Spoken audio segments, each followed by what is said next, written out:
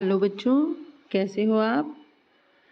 उम्मीद है आप सब अच्छे होंगे और आपके पेपर भी अच्छा हुआ होगा रिटेल का। आज हम जो सीबीएसई का 10th क्लास का पेपर है उसका जो सेट 4 है वो मेरे पास है, तो आज हम उसका सॉल्यूशन कर रहे हैं। तो इसमें हम शॉर्ट क्वेश्चंस का सभी का सॉल्यूशन करेंगे। फर्स्ट क्वेश्चन है डिफाइन सेल्फ मोटिवेशन, यानी कि सेल्फ मोटिवेशन क्या है। सेल्फ मोटिवेशन या स्व प्रेरणा क्या है? Self motivation is the internal drive that lead us to take action towards the goal. यानी कि सेल्फ मोटिवेशन स्व प्रेरणा एक ऐसी आंतरिक शक्ति है जो हमें कार्य करने के लिए प्रेरित करती है। एक ऐसी पावर, एक ऐसी शक्ति, एक ऐसी प्रेरणा जो हमें कार्य करने के लिए प्रेरित करती है, उसे कहते हैं हम सेल्फ मोटिवेशन। जैसे कि अब कोई व्यक्ति है, वो बहुत मोटा है तो वो पतला होना चाहता है, तो उसके अंदर से एक ड्राइव होती है, एक पावर होती है जो उसे मोटिवेट करती है व्यायाम करने के लिए, दौड़ लगाने के लिए या एक स्वस्थ संतुलित भोजन करने के लिए। तो ये क्या है हमारे लिए? Self motivation. नेक्स्ट है स्मार्ट गोल्स ऑफ बिजनेस। जो हमने स्मार्ट मॉडल किया था, स्मार्ट मॉडल में ये एम का मतलब पूछ रहे हैं। M stands for measurable. Measurable मतलब मापने योग्य, ठीक है। उसके बाद थर्ड है the mails from companies for advertising, यानी कि कंपनी द्वारा अपने उत्पाद की बिक्री बढ़ाने के लिए तथा आपको अपनी वेबसाइट पर आकर्षित करने के लिए भेजी गई ईमेल को क्या कहा जाता है? उस ईमेल को हम बोलते हैं स्पैम। नेक्स्ट है कंप्यूटर प्रणाली के दो भागों के नाम लिखिए। तो कंप्यूटर सिस्टम के दो पार्ट्स आप लिख सकते हो, जैसे कि माउस है, कीबोर्ड है, मॉनिटर है, प्रिंटर है। कोई भी दो नाम आप लिख सकते हो। नेक्स्ट है सुशीला ने निर्णय लिया कि वह अपनी कंपनी द्वारा बनाए गए टायर श्रीलंका में बेचेगी, परंतु वह कामयाब ना हो सकी और उसे नुकसान हुआ। उसने अपने साथ काम करने वाले लोगों से क्षमा मांगी और कहा कि वह अगली बार के लिए अच्छी योजना बनाएगी। इससे आपको एक उद्यमी के कौन से व्यक्तित्व का पता चलता है? देखिए, सुशीला ने फैसला लिया लेकिन उसे नुकसान हुआ और वो कामयाब नहीं हो पाई और उसने माफ़ी मांगी। तो उसने क्या किया? सुशीला ने अपनी गलती का एहसास किया, वो अपनी गलती के लिए खुद जिम्मेदारी लेती है। नेक्स्ट है एक डॉक्टर किसी अस्पताल में कार्यरत है, यह किस प्रकार का रोजगार है? अब वो किसी और हॉस्पिटल में काम कर रहा है जिसके लिए उसे वेतन मिल रहा है, उसका अपना बिजनेस नहीं है, तो वो क्या कर रहा है? मजदूरी रोजगार। अगर उसका खुद का हॉस्पिटल होता तो वो स्वरोजगार है, लेकिन वो किसी और के हॉस्पिटल में वेतन के लिए काम करता है, तो वो किस में आएगा? मजदूरी रोजगार। नेक्स्ट है एसकेयू का पूरा नाम क्या है? एसकेयू का पूरा नाम क्या होता है? Stock keeping unit. नेक्स्ट है टेलीकॉम प्रक्रिया में ग्राहकों से भुगतान में डैश और डैश शामिल है। क्या शामिल है? भुगतान को प्राप्त करना और उसका दूसरा क्या है? रिकॉर्ड बनाना। यानी कि इंग्लिश में हम बात करेंगे तो रिसीविंग एंड रिकॉर्डिंग, ठीक है, प्राप्त करना और हिंदी में रिकॉर्ड बनाना। नेक्स्ट है अगर सामान को पहुंचाने की दूरी तथा भार दोनों ही अधिक हैं तो कौन से साधन का प्रयोग किया जाएगा? हमने ये पढ़ा है जब दूरी बहुत अधिक हो और वस्तुएं अधिक भारी हों तो हम किसका प्रयोग करते हैं? सड़क तथा जल परिवहन का, यानी कि रोड एंड वाटर। लेकिन अगर दूरी ज़्यादा हो, वस्तु भारी ना हो तो हम इसका प्रयोग करेंगे। लेकिन अब ये कह रहे हैं दूरी भी ज़्यादा है और भार भी अधिक है, तो हम किसका प्रयोग करेंगे? केवल और केवल सड़क तथा जल परिवहन। नेक्स्ट है भीड़ स्त्रोतीकरण क्या है? यानी कि क्राउड सोर्सिंग। क्राउड सोर्सिंग क्या होता है? क्राउड सोर्सिंग क्या होता है? क्राउड सोर्सिंग लोगों के एक बड़े समूह के योगदान के माध्यम से सेवाओं, विचारों या सामग्री को एकत्रित करने का कार्य है। आमतौर पर क्राउड सोर्सिंग में भीड़ एक तृतीय पक्ष है जो परिणाम चाहने वाले व्यवसाय से संबंधित नहीं है। देखो बेटा, सिंपल भाषा में अगर हम कहें तो क्राउड सोर्सिंग एक ऐसा तरीका है जिसमें कोई इनपुट यानी कि कोई साधन है, कोई पैसा है या कोई भी काम है जो बहुत सारे लोगों की सहायता से किया जाता है, उसे हम क्राउड सोर्सिंग कहते हैं। और इसमें अधिकतर हम इंटरनेट का इस्तेमाल करते हैं, जैसे कि आप लोगों ने उस पे यूट्यूब पे ऐड देखी होगी या किसी भी जगह पे ऐड देखी होगी जिसमें कुछ गरीब बच्चे या कोई व्यक्ति दिखाया जाता है जो कहता है कि ये मेरा बच्चा है, ये बीमार है, इसके ऑपरेशन के लिए इतने पैसे की ज़रूरत है।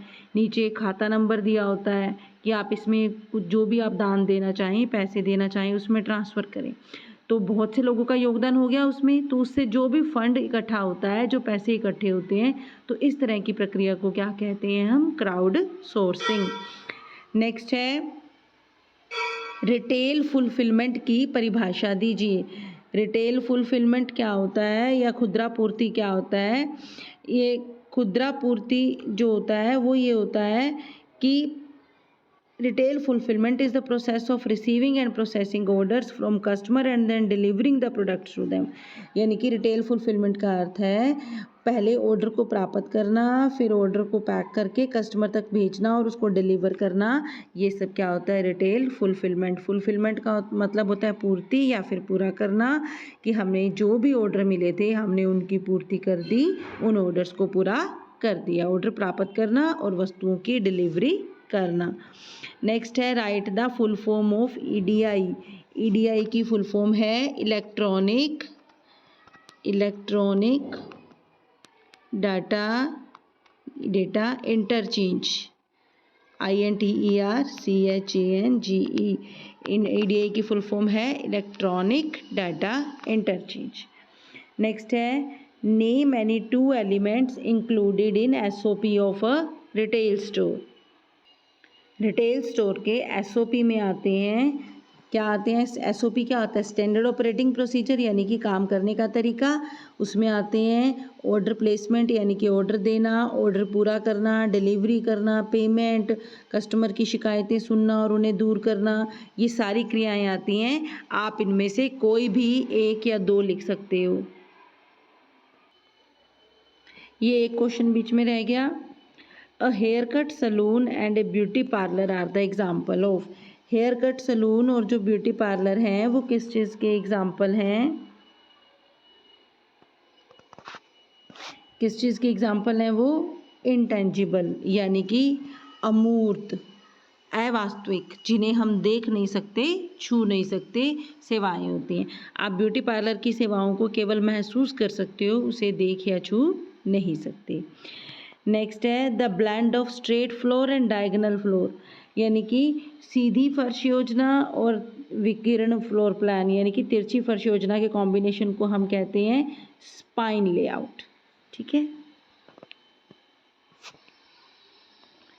नेक्स्ट है विभागीय स्टोर पर किस प्रकार के डिज़ाइन अधिक पाए जाते हैं? यानी कि डिपार्टमेंटल स्टोर, डिपार्टमेंटल जो स्टोर्स हैं उसमें किस प्रकार के डिज़ाइन अधिक पाए जाते हैं? ग्रिड लेआउट अधिक पाया जाता है डिपार्टमेंटल स्टोर्स में। नेक्स्ट है फुटकर दुकानों पर लगे डैश तथा डैश ग्राहकों को उत्पाद एवं विभाग ढूंढने में मदद करते हैं। ढूंढने में, वस्तुओं को ढूंढने में या विभागों को यानी कि डिपार्टमेंट को ढूंढने में किसकी मदद होती है? साइनेज, SIGNEGE, हिंदी में लिखेंगे तो साइनेज और ग्राफिक, PHIC, ग्राफिक, इसकी मदद होती है। तो इसके आंसर में फुटकर दुकानों पर लगे साइनेज और ग्राफिक ग्राहकों को उत्पाद और विभाग ढूंढने में मदद करते हैं। क्या आएगा? साइनेज और ग्राफिक।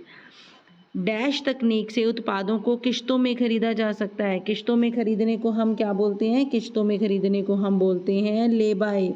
ले बाय तकनीक के द्वारा हम उत्पादों यानी कि वस्तुओं को किश्तों में खरीद सकते हैं। नेक्स्ट है इनमें से कौन सा बिक्री का अधिकार नहीं है? बिक्री का अधिकार यानी कि जो वस्तुओं से संबंधित अधिकार नहीं है। वस्तु की गुणवत्ता यानी कि क्वालिटी भी अच्छी होनी चाहिए, सही कीमत होनी चाहिए, सही समय पर वस्तु होनी चाहिए, लेकिन कौन सा इसमें नहीं है? विभाग। तो इसका आंसर क्या आएगा? विभाग।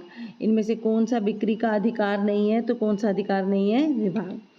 नेक्स्ट है एक प्रकार के उत्पादों को विभिन्न गुणों के आधार पर किस प्रकार वर्गीकृत किया जाता है? किस प्रकार वर्गीकृत किया जाता है? उपवर्ग, यानी कि ये क्या है? एक क्लास होती है, क्लास के अंदर क्या होती है? सब क्लास, जिसे हम बोलते हैं उपवर्ग।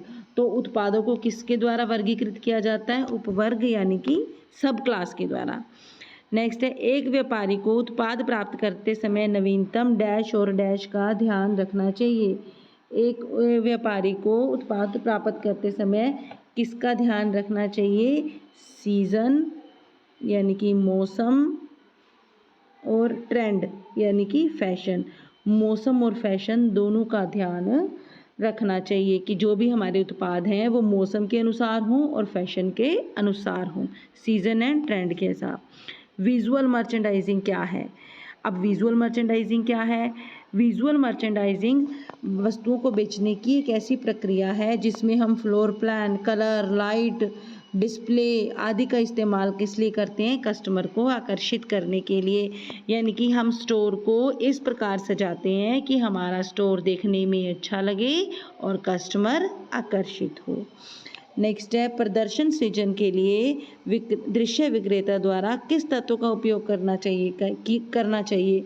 तो अच्छे प्रदर्शन के लिए, वस्तुओं के अच्छे डिस्प्ले के लिए रोशनी यानी कि लाइटों की उचित व्यवस्था होनी चाहिए। नेक्स्ट है, खाद्य बिक्री से संबंधित 2 प्रकार की फुटकर दुकानों के नाम लिखें। खाद्य बिक्री से संबंधित जैसे कि क्या है? रिलायंस फ्रेश है, अमेज़न है, ये सब किस में है? ये फूड रिटेलिंग का काम करते हैं। नेक्स्ट है, निजी सुरक्षा का प्राथमिक उद्देश्य डैश तथा डैश वातावरण प्रदान करना है। कैसा वातावरण? सेफ और सिक्योर। कैसा वातावरण प्रदान करना है? Safe and secure. नेक्स्ट है, name the 2 groups of security petrol. Patrolling के गश्ती के 2 ग्रुप कौन सा आएगा? स्थिर पेट्रोलिंग यानी कि स्टैटिक पेट्रोल और दूसरा है मोबाइल पेट्रोल। स्थिर पेट्रोलिंग और मोबाइल पेट्रोलिंग। नेक्स्ट है, आपराधिक प्रक्रिया संहिता की किस धारा के अंतर्गत किसी नागरिक को पकड़ने का अधिकार दिया गया है? किस धारा के अंतर्गत दिया गया है किसी नागरिक को पकड़ने का अधिकार? 43। नेक्स्ट है, पसारा का पूरा नाम लिखिए।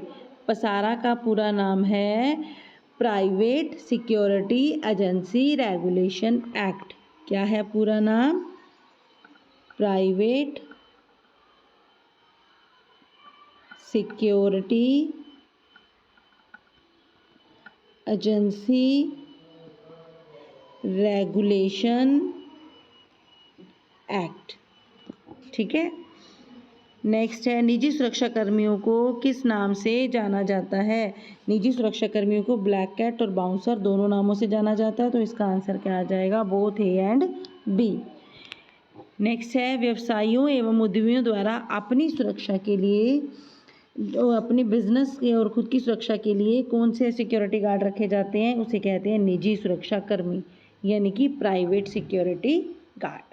तो उम्मीद है आपको ये सारे क्वेश्चन समझ में आए होंगे। आप इससे मैच कर सकते हैं कि आपके कितने क्वेश्चन ठीक हैं, और अगर किसी भी क्वेश्चन में कोई डाउट हो तो आप कमेंट बॉक्स में पूछ सकते हैं। आप सब ज़रूर कमेंट करिएगा कि आपके शॉर्ट क्वेश्चंस में से कितने क्वेश्चन ठीक हैं। Thank you.